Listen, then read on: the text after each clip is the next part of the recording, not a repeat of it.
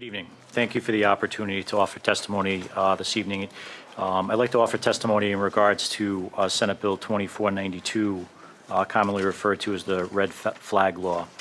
As you are probably all aware, a number of weeks ago, the Police Chiefs Association hosted a meeting in which about 35 police chiefs from throughout the state were present and began the discussion about the red flag law.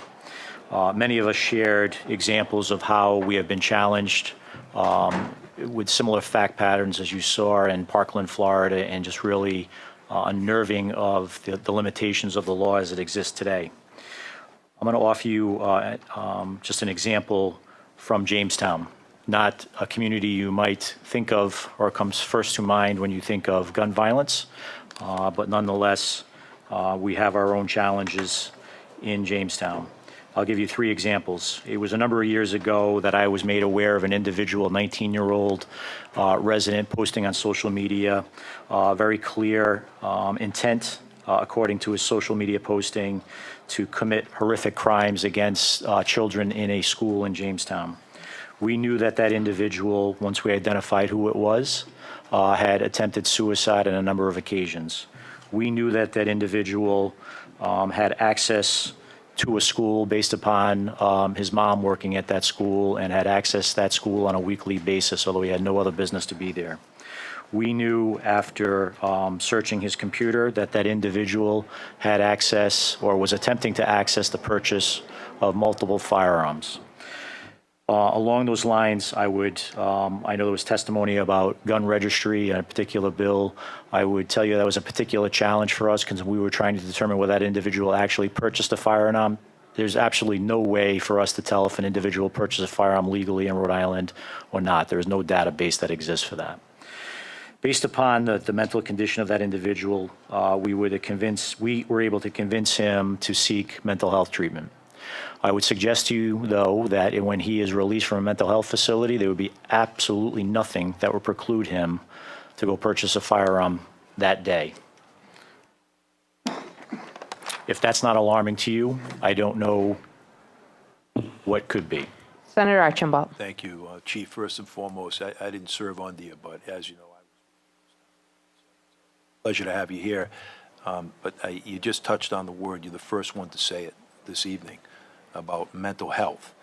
And I'm going to say it, and then I'm going to listen to the rest of the testimony. But I think our emphasis, thank you. I think I'm going to say it, and then I'm going to leave it alone. I think our emphasis as a body, as a legislature, and our emphasis on all sides should be on increasing the amount of resources that we put into mental health screens commensurate with all background checks. And I think that people on both sides, the NRA and the Mothers Against Gun Violence, all stand for the common thread, which is safety. We want a safe society that we all live in and flourish in. So we want to find the people that have mental illness that want to hurt people. And we had this study some years back, and some statistics came out of it, but nothing was ever really fully implemented.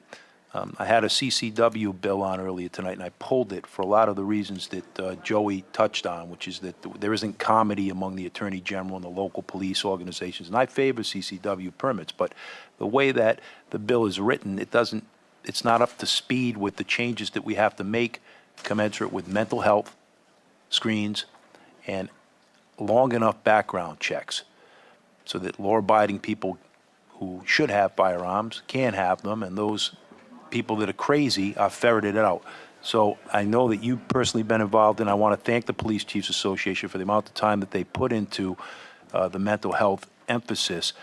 Rep. Chikarchi and I sponsored a bill last year that passed that enabled police officers to teach and get taught, that is, at the police academy in mental health training, and it's really the vessel for red flag and other changes in the law to actually occur. But it's going to take an active effort by people on all sides to focus on mental health screens and long enough background checks that dovetail in with the mental health screens. And I'm not a book of answers. I'm not sitting here like a book of answers. It's going to take a collective effort to do this in a way that preserves the Second Amendment rights and at the same time finds those people that are crazy, that are going to get the guns. And, you know, I've polled people on all sides, and everybody agrees. I haven't had one person dissent on this. So I just want to throw that out there. We should be talking more about mental health screens and long enough background checks to find the people that are crazy, that are going to hurt people. But I didn't mean to interrupt you, but I wanted to say it up front, and it was the perfect time. So go ahead, Chief. It does, I absolutely agree, Senator. There does seem to be a commonality there in the concerns, I think, by everyone revolving around mental health concerns, whether it's the thoroughness or lack of ability to conduct a thorough background check when issuing a concealed weapon permit or processing the application for a firearm. There's a lot of gaps that need to be addressed in that area. So I'll offer you just two other examples as the red flag law may apply. I had a mom, she has a 19-year-old son, mental health issues. She approached me last week and she asked me if her son would have the ability to buy a firearm, if there's anything prohibiting him from doing so. Been in and out of mental health facilities for about 2 years. And her impression was that the mental health professionals had stopped that ability for that individual to happen. And I shared with her the reality is he can walk in today and buy a firearm. That's a concern. That's a mom who's terrified, who has a family history of suicide in her family by firearms. You can imagine her fear when I told her that. It's very common that police officers encounter suicidal people. Very common that they involve firearms. Oftentimes, we are faced with seizing firearms, getting that person to a mental health facility. But the reality is, without this law, as soon as they are released, they can have those firearms back and they can go purchase additional firearms. There's an example of why this law, I think, is an important tool, exactly what the Senator was alluding to try to help us address, in most cases, what would be a mental health concern. In regards to Bill number 2455, which puts the entire burden of concealed weapon permit applications with the Attorney General's office. The Police Chiefs Association remains in support of this for a number of reasons that have been cited, that there's a central repository for them.